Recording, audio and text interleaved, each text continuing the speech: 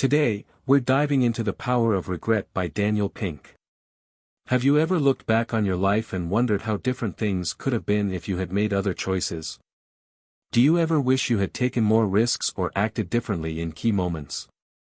This book explores the hidden value of regret, showing us how we can use it to make better decisions and create a more meaningful life. Stay with us until the end to uncover how regret can be transformed into a tool for growth. Regret is a part of life, but it doesn't have to hold you back. Have you ever asked yourself, what if I had followed that dream? Or if only I had taken that chance?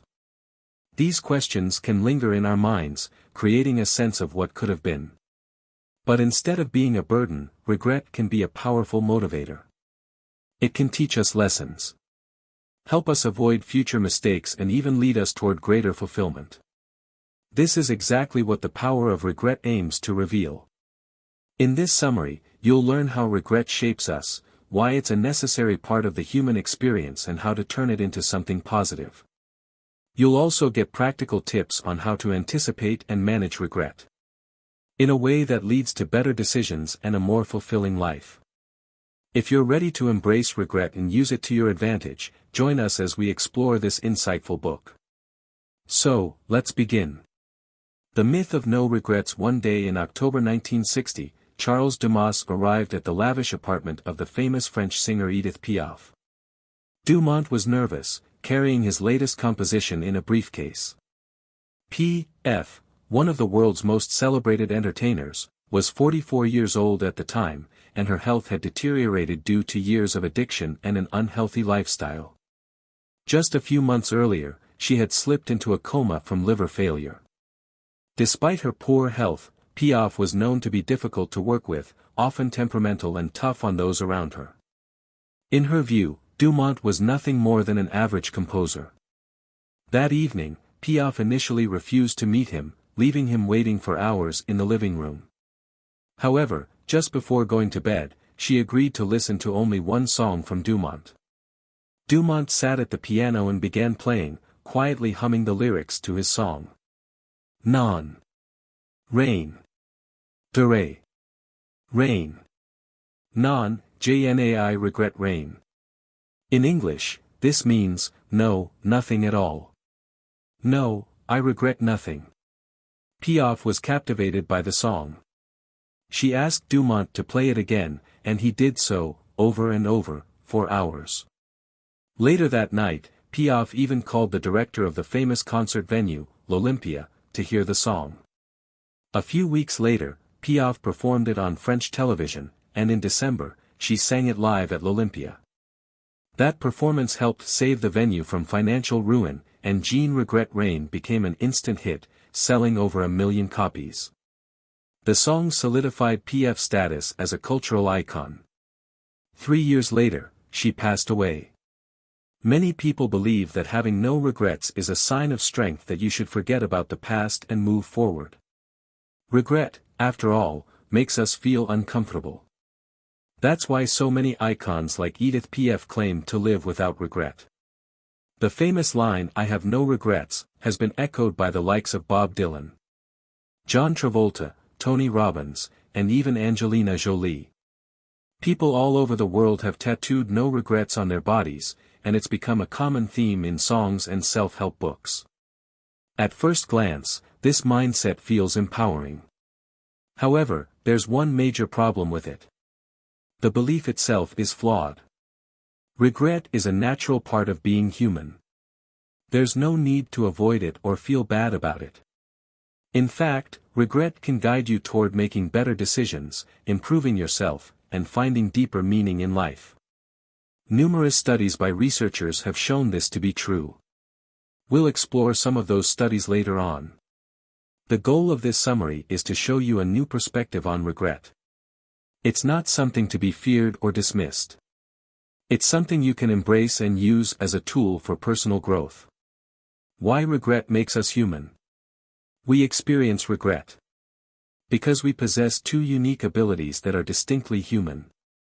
First, we have the capacity to mentally travel between the past and the future. Second, we can construct narratives about events that never actually happened. Take, for example, a 52-year-old woman from Virginia. She reflected, "I wish I had pursued the field I wanted to graduate in. Instead, I followed my father's wishes and dropped out of the program. My life would have been completely different. I would have been happier, more fulfilled, and felt a sense of having achieved something significant." This woman demonstrates our human ability to revisit the past and create an alternative reality, where instead of following her father's wishes, she pursued her own desires. She imagined a future where she was more satisfied with her career. Humans are the only creatures capable of feeling regret. If a person cannot feel regret, it's likely due to a mental disorder or a brain injury. In 2004, cognitive scientists used a gambling game to study regret. Participants played 2 digital roulette games, spinning them on a computer. They could only choose one roulette wheel, and based on the result, they could either win or lose money. The participants who lost money felt bad. However, those who lost money but realized that choosing the other roulette wheel would have won them money felt even worse. These participants experienced regret. Interestingly, there were a few participants who didn't feel any regret at all, even when they realized they could have won. These people had a problem with the orbitofrontal cortex of their brain. There are many other examples of this. In various studies, participants were given scenarios like Maria got sick after eating at a restaurant she frequently visits. Anna got sick after eating at a restaurant she tried for the first time. Which of them will feel more regret, Maria or Anna? Most people can quickly answer that Anna would feel more regret. However, individuals with conditions like Parkinson's disease or Huntington's disease struggle to make this distinction. They can't clearly see the difference between Maria's and Anna's experiences. Similarly, patients with schizophrenia also face difficulties in understanding or experiencing regret due to their impaired reasoning. Our ability to mentally time travel and to imagine different outcomes is what makes us experience regret. It is important to understand the factors that distinguish regret from other negative emotions like frustration or sorrow. The first factor is comparison. Let's revisit the story of the 52-year-old woman. She felt regret because she compared her current life, shaped by following her father's wishes, to the life she might have had if she had followed her own passion. This mental comparison created the feeling of regret. The second factor is blame. Regret is typically directed toward ourselves and our own mistakes, not the actions of others. This woman felt regret because she knew she had the option to go against her father's wishes. She could have made a different decision. She was responsible for the situation that caused her regret. To better understand this, imagine your favorite sports team fails to win the championship. You might feel disappointed, but you won't feel regret because you aren't the coach or a player on the team. Regret would come if you had placed a bet on the game and lost. Regret is hard to define. Because it's not a single emotion, it's a process. Now you understand why regret is such a human emotion. At least, and if onlys. In the summer of 2016, the Rio de Janeiro Olympics hosted one of the most grueling events in women's individual cycling. The race course stretched over 140 kilometers. With cyclists navigating intense hills and sharp inclines, the scorching heat added to the challenge, making the roads feel as if they were on fire. As the race neared its end, 3 women surged ahead of the rest, speeding toward the finish line. The Netherlands' Anna van der Breggen took first place, Sweden's Emma Johansson followed close behind, and Italy's Elisa Borghini finished third. All 3 secured Olympic medals. Imagine their emotions in that moment. After enduring hours of intense, physically demanding training, how do you think they felt? Charles Darwin and many scientists have studied how our facial expressions reveal our emotions. We often try to hide how we truly feel. We might put on a brave face even when we're internally broken, or smile through disappointment. But the faces of these 3 Olympic medalists clearly displayed their feelings. Now, picture those athletes' faces again. Who do you think looked the happiest? Most would assume that the bronze medalist would be content, the silver medalist even happier, and the gold medalist the happiest of all. But that wasn't the case. In photos taken during the award ceremony, Elisa Borghini, who won the bronze medal, appeared noticeably happier than Emma Johansson, the silver medalist. Elisa's wide smile revealed her teeth, and the wrinkles around her eyes showed genuine joy. In contrast, Emma's brows were furrowed, and she wore only a faint, closed-lip smile. This phenomenon is tied to a concept called counterfactual thinking, our ability to imagine outcomes that differ from reality.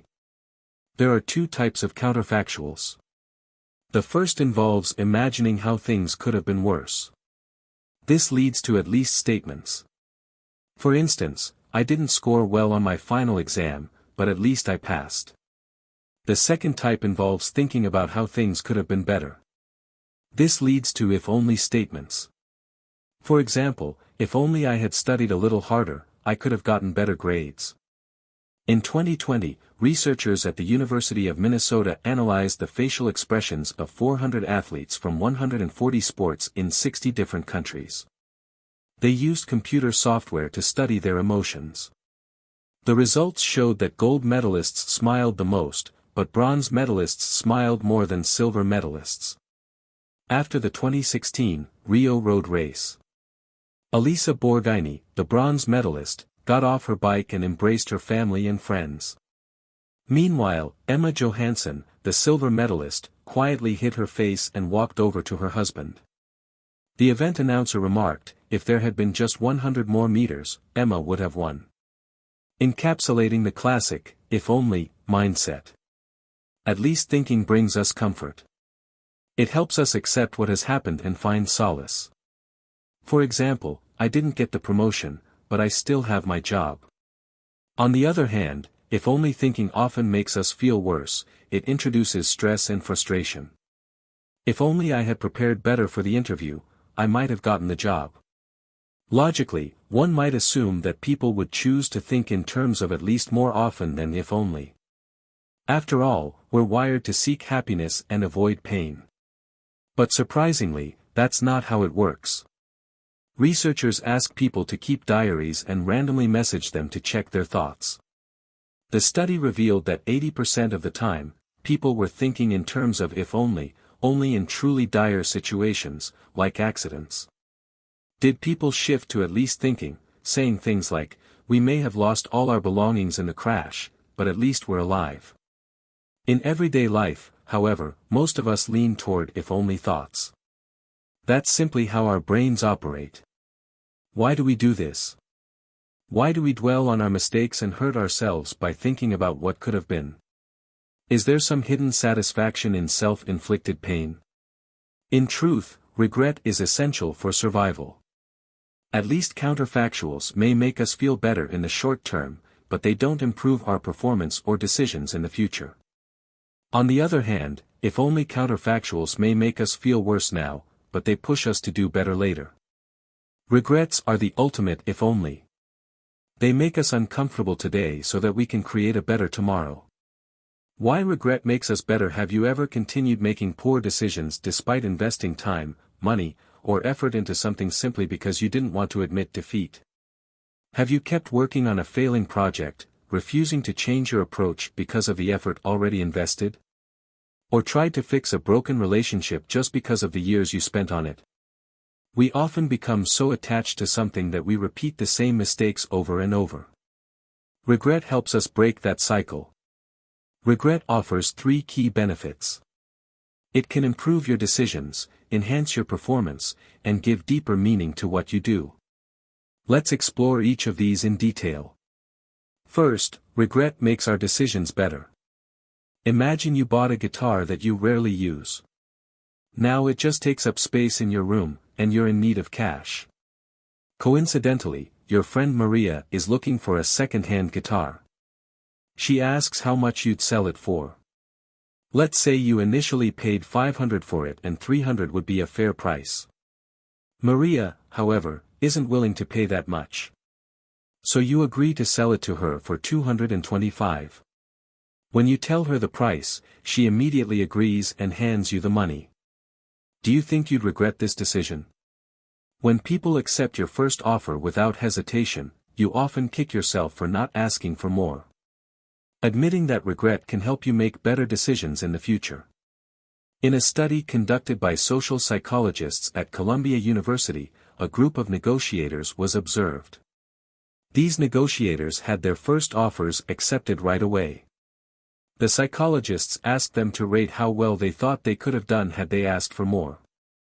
The stronger the regret the negotiators felt, the more time they spent preparing for their next deal. The pain of regret slows us down, making us gather more information and explore more options. We take longer to make decisions because we become more cautious, ensuring we don't repeat the same mistakes. In a survey conducted by the book's author and colleagues, a mother shared her story of regret.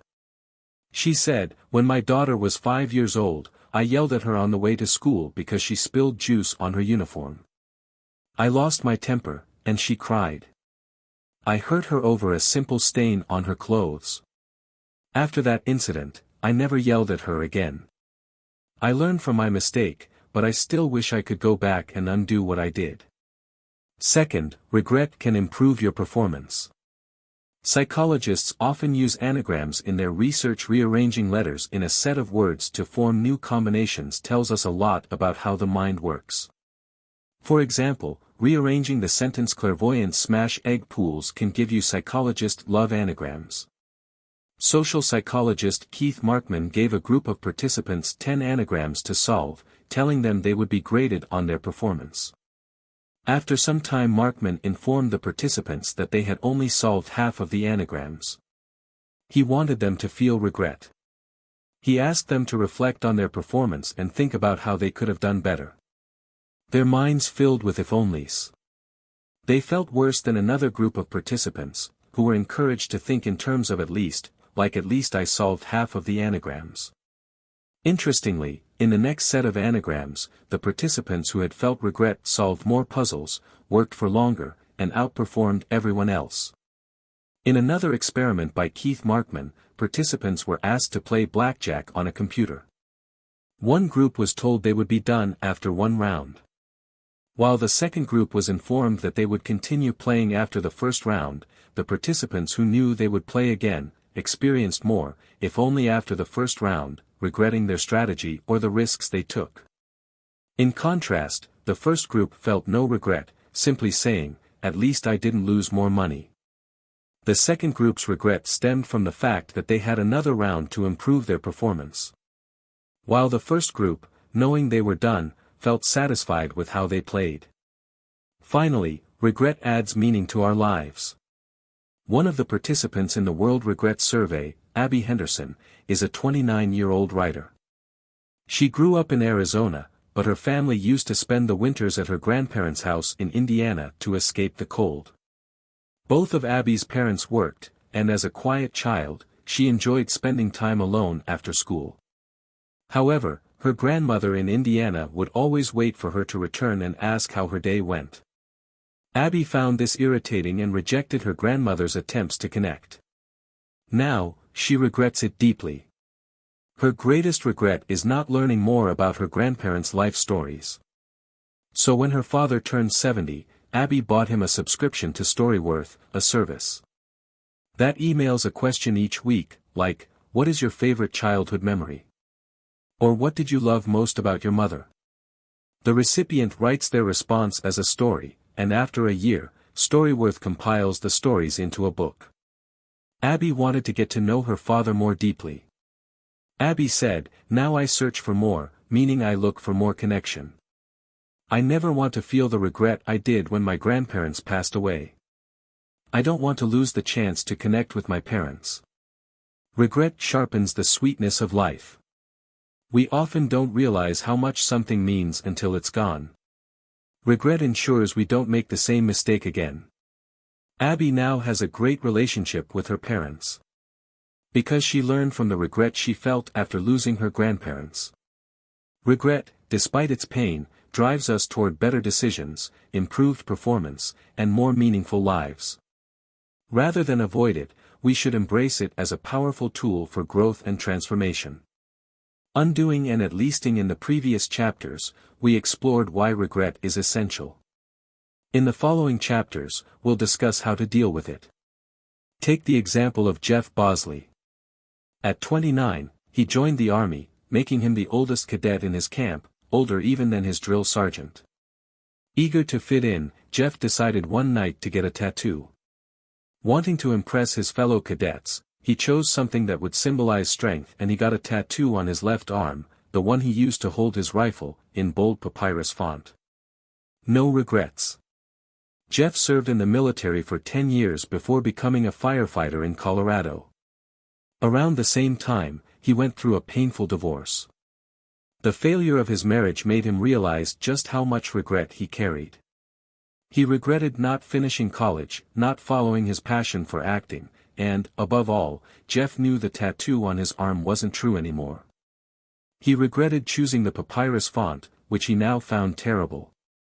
"I do have regrets," he admitted. "It doesn't make me feel good, but it motivates me." Jeff found more value in acknowledging his regrets than in pretending, like many others, that he had none. Fueled by his regrets, Jeff moved from Colorado to California to pursue his dream of acting. He decided to have his no regrets tattoo removed, a process that was long, painful, and expensive. Now Jeff sees the tattoo as a scar from the past, saying, "At least I didn't get it in a bigger font." There are two kinds of regrets: action regrets and inaction regrets. Action regrets arise from things you did, while inaction regrets stem from things you didn't do. What can you do about regret? To address action regrets, you can try to undo what you did by apologizing or making amends. To feel better, you can think in terms of at least focusing on what went right, despite the mistake. The first step is to undo.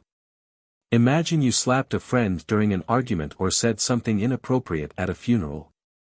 You'd likely feel terrible afterward. Action regrets often come from impulsive decisions made in moments of strong emotion. On the other hand, inaction regrets tend to be more abstract, less emotional, like regretting not studying harder in high school, but knowing you can't go back and relive your teenage years. That's an inaction regret. Some examples of action regrets include cheating on a partner, bullying a classmate, or insulting a coworker. In such cases, you can apologize. By saying sorry, you acknowledge your mistake. If the person accepts your apology, it lessens the weight of your regret. You can't change the past, but you can ask yourself if there's a way to improve the situation. If you've hurt someone, can you apologize or do something kind for them? If you've harmed yourself, can you start repairing the damage? For instance, you can begin paying off your debts or work harder at your job. If there's no way to undo what happened, there are still other options. Step 2, say at least. Here's a story from the author, Daniel Pink. After college, Daniel went to law school, a decision he later regretted. If only he had thought more carefully or chosen a different path, his early years in the workforce wouldn't have been such a struggle. But despite his regret, there was a silver lining. He met his wife in law school. Daniel can't go back and undo his decision, but he can shift his mindset from if only to at least.